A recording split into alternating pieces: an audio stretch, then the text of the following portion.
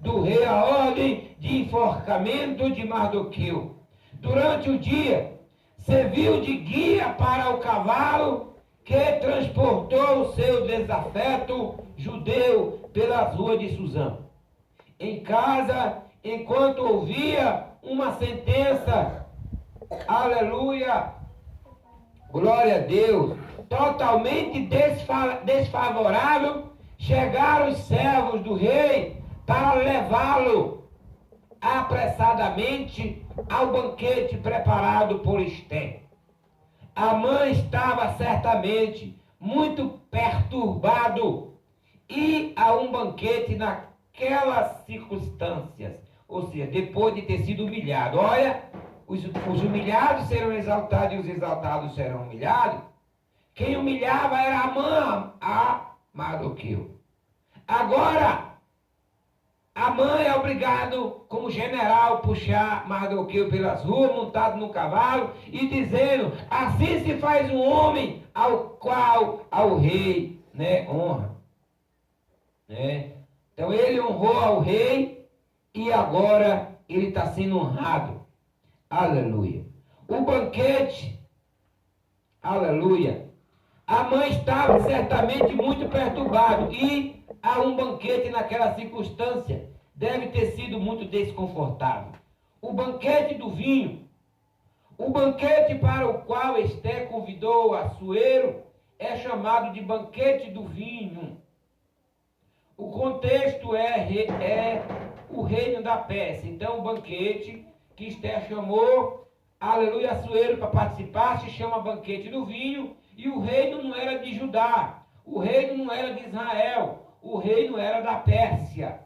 Era um rei, olha, era um rei persa, era um rei que não era da linhagem de Israel. E Deus usou para libertar o povo de Israel. Então Deus pode usar um estranho para te defender a qualquer momento. No qual, assim como nos demais reinos pagãos de toda a história. Então, a Pérsia era um reino pagão. O uso do vinho era comum nas festas e banquetes. Está vendo? Era nas festas pagãs que bebiam e se esnobavam de bebida, está vendo?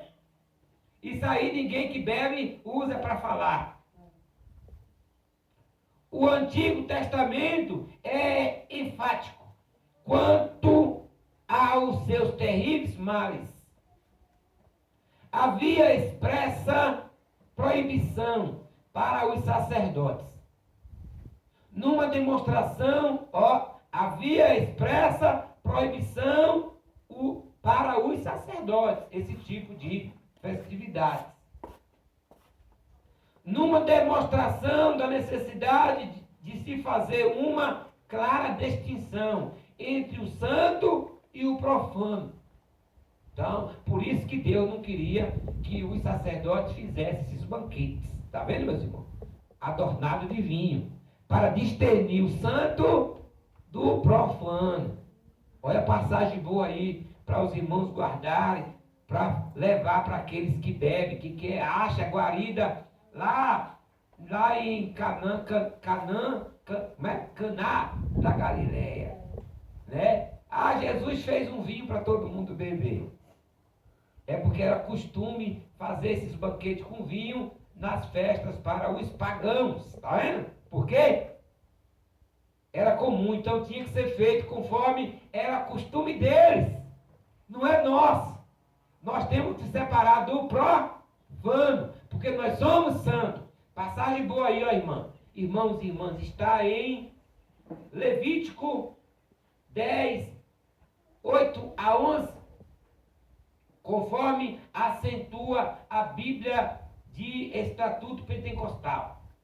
A abstinência total do vinho era condição para o voto do nazireato. Tá vendo? Os irmãos conhecem um nazireu de Deus? Um dos mais conhecidos nazireus se chamou Sansão, que não obedeceu a Deus. Bebeu curtiu e namorou à vontade, e por causa da desobediência dele, ele morreu junto com todas aquelas pessoas. Além disso, o texto veterotestamentário, ou seja, do Velho Testamento, ressalta o belíssimo exemplo dos recabitas, que se abstiveram totalmente do vinho e foram honrados por Deus. Está vendo? Está em Jeremias 35, 6, 19. Quem se abstém do vinho totalmente é honrado por Deus. Está vendo? Guarda esse versículo aí.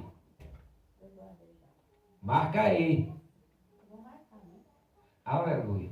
No Novo Testamento, o ensino é não se embriagar com vinho, mas encher-se do Espírito. Efésios, irmão, marca aí, ó. Efésios 5,18. Efésios, é Novo Testamento aí, viu? Efésios 5,18. O Novo Testamento, o ensino é não se embriagar com vinho, mas encher-se do Espírito. Quem acha guarida em beber e ainda acha respaldo na Bíblia para explicar, e quem não tem um conhecimento, cai mesmo. Aí uma pessoa fala assim, mas só beber, né? Eu nem o caso sou meu. Porque desse cálicezinho, eu vi outro dia um pastor pregando nas redes sociais, e ele dizendo, tem pastores que andam dizendo por aí, um pouquinho de vinho só não faz mal não, não faça isso não é para beber nada. Quando eu entrei para a igreja, fui liberta de tudo. Porque se você diz para beber um cálicezinho, bebeu muito, não bebe um só. devemos fugir de toda aparência do mal e nos abster totalmente de tudo que não convém ao santo. Olha aí, meu irmão. Se abster totalmente. Está vendo? 1 Tessalonicenses 5, 22. 1 Coríntios 6, 10, 12.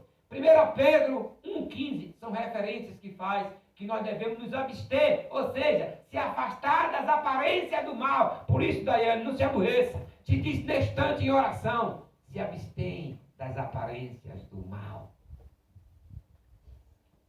Sai das aparências do mal. Sabe por quê? Não é